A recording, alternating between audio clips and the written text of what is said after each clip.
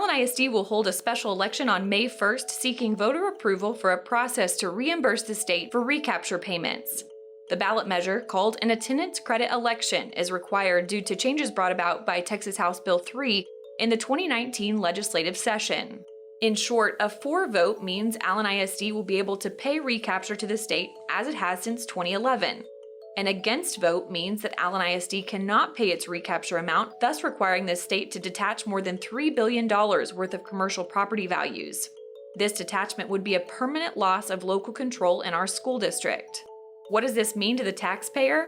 The main impact of losing more than $3 billion in property tax value is Allen ISD would need to raise the INS tax rate by approximately 9 cents in order to continue to service the district's current debt schedule.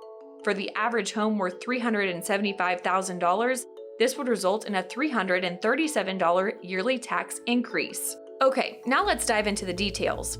Texas law requires school districts with high levels of residential and commercial property wealth per student to send a portion of its tax revenue back to the state to be shared with districts with low property wealth. This law is commonly referred to as recapture or Robin Hood.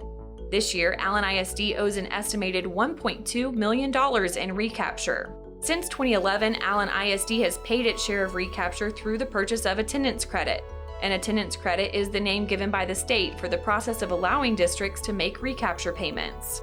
Since 2011, the state of Texas allowed Allen ISD to purchase attendance credit by simply reducing the amount of state funding it received. In 2019, an education funding bill known as House Bill 3 disallowed this option.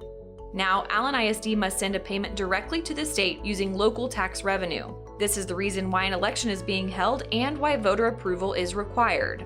Allen ISD is one of several school districts across the state required to hold an election this May, including McKinney ISD. If community members vote for, the district will be able to continue a process it has conducted since 2011. A for vote does not change the tax rate and does not change the amount of state revenue Allen ISD receives. If community members vote against, the state will permanently detach commercial property in order to recoup its recapture payment. The state has indicated that it will detach more than $3 billion out of the total $15.6 billion of commercial property values to recoup its money for recapture. What does more than $3 billion worth of commercial property look like? To put it in perspective, the top 3 taxpayers in Allen ISD are the Villages at Allen, Waters Creek Shopping Center, and Allen Premium Outlets. These 3 groups account for $417 million in taxable valuation, meaning the state would still need to detach an additional $2.6 billion worth of property. It's important to note that Allen ISD is still required by law to pay its recapture amount, regardless of the outcome of this election. Early voting for this proposition begins April 19th, and Election Day is May 1st.